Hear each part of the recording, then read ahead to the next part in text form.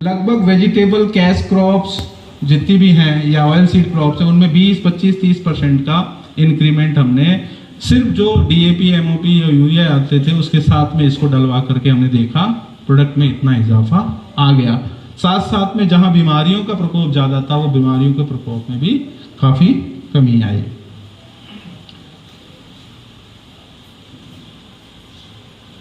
टमाटर यहाँ कोई अगर करते हो तो टमाटर के लिए भी हमारे इसके जो रेस्पॉन्स थे वो बहुत ही अच्छे आए।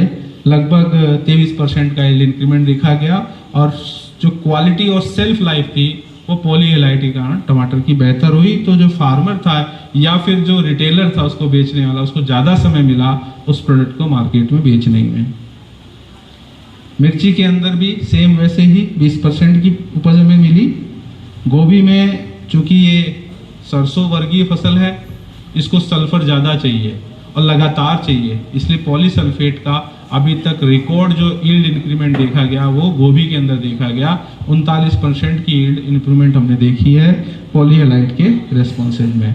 प्याज के अंदर भी इसके जो बल्ब की साइज है उस पर सबसे ज़्यादा असर देखा गया पॉलीहेलाइट का, और इसको यूज करके लगभग 1 से 2 टन तक की उपज में बेहतरी पाई गई प्रति हेक्टेयर में।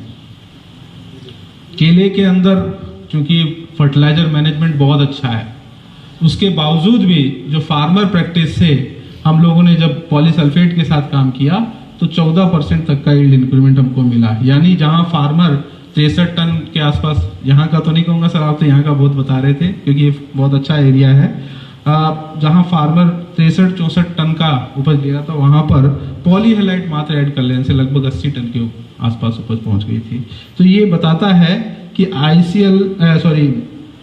पॉलीहेलाइट सभी फसलों के लिए अच्छा है। और ये रिसेंटली मैंने सोलापुर से मेरे पास आया और हमारे जो वहाँ पे फील्ड जूनियर एग्रोनॉमिस्ट हैं उन्होंने भेजा कि सर आप वहाँ का बनाना छोड़िए, मेरा बनाना बहुत ज़बरदस्त आया इस बार। और इस किसान से मैंने बात की, इनका नाम समथिंग राउत है, उनसे मैंने बात की, कल ही बात की, तो उन्होंने बताया सर मुझे जो है अभी पूरी हार्वेस्टिंग तो नहीं हुई है पर अभी तक मैंने जो 40 लाइनें इसकी लगाई थी और समथिंग लाइनें कुछ लगाई थी, मुझे 3 किलो प्रति बंच जिसमें पॉलीहेलाइट डाला है उसमें बेहतर रिजल्ट मिल रहा है कंट्रोल से। तो मैं बहुत खुश हूँ। मैं उनकी आवाज़ भी सुनाता हूँ, अगर ये आवाज़ आप तक पहुँचती है तो सुनने की कोशिश कीजिएगा।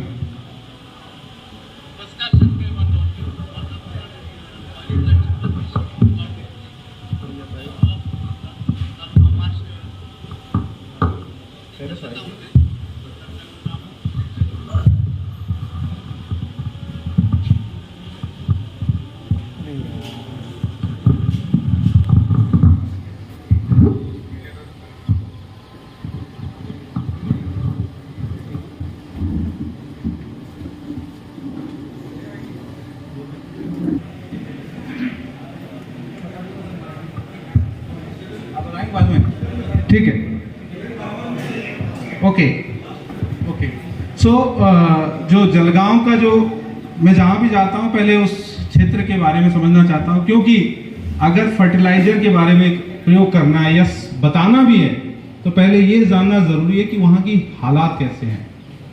अब हालात ये तो नहीं हो सकता कि हर खेत के हालातों को मैं बता सकता हूं, लेकिन एक अनुमान मिल जाता है। वो अनुमान आपके जिले का ये कहता है, ये रावेर है, रावेर का अनुमान यह है कि आपके जो नाइट्रोजन का लेवल है वो किसी खेतों में लो है तो किसी खेतों में बहुत अच्छा भी है। अब सवाल आता है कि अगर आपको अपने खेत का लेवल नहीं पता, हाई है और आप जबरदस्ती का यूरिया डाले जा रहे हैं तो वो क्या करेगा, वो कोई ना कोई बीमारी लाएगा, नुकसान करेगा। तो बहुत ज़रूरी है अपने खेत का लेवल जानना। आपके अगर फास्फोरस की बात करूं तो वो बहुत ही निम्न दर्जे का, मतलब बहुत ही लो, मतलब अगर आपने फर्टिलाइजर नहीं डाला तो कुछ होने वाला नहीं है, और कुछ खेतों में हाई लेवल पे भी है। तो ये आपको तभी पता चलेगा जब अपने खेत को आप चेक करके काम करेंगे।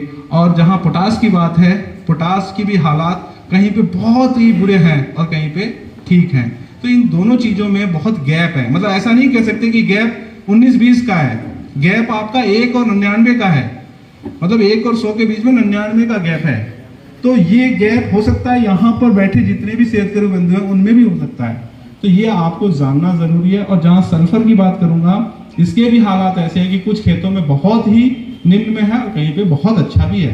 तो ये चारों चीजें ये बोलती है कि जिसके खेतों में ऑर्गेनिक कार्बन अच्छा है उनका नाइट्रोजन और सल्फर लेवल अच्छा होगा। लेकिन जिनका ऑर्गेनिक कार्बन, मुझे लग रहा है ये बनाना में तो ये सही होगा, लेकिन और फसलें जो हैं, चाहे वो कपास है या मक्का है और कोई फसलें, वहाँ के खेतों के हालात कम हो सकते हैं क्योंकि वहाँ पर आप फर्टिलाइजर का प्रयोग कम करते हैं। तो मैं यही कहूँगा कि न केवल केले में अभी आपका बरसात भी अच्छा हो रहा है, आप इसको एक बार ट्राई कीजिए इस प्रोडक्ट को, और ये आपको एक बेहतर सुरक्षित उत्पादन में हेल्प करेगा।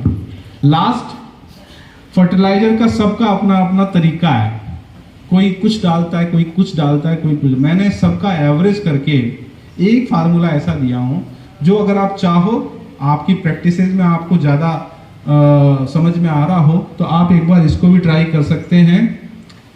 हमने प्लांटिंग के समय पे दोनों प्रैक्टिस है, कुछ लोग प्लांटिंग के समय पे डीएपी या एनपीके और पोटाश डालने का प्रयोजन करते हैं और कुछ लोग उसको लगाने के 15-20 दिन बाद भी डालते हैं। वो जो भी आपकी प्रैक्टिस है उसको आप प्लांटिंग से 20 से 30 दिन के अंदर 1616 IPL का और पॉलीहेलाइट 100 ग्राम 1616 और 100 ग्राम पॉलीहेलाइट आप अगर डालते हैं तो आने वाले 30-40 दिन के वो न्यूट्रिशन देने में काफ़ी है।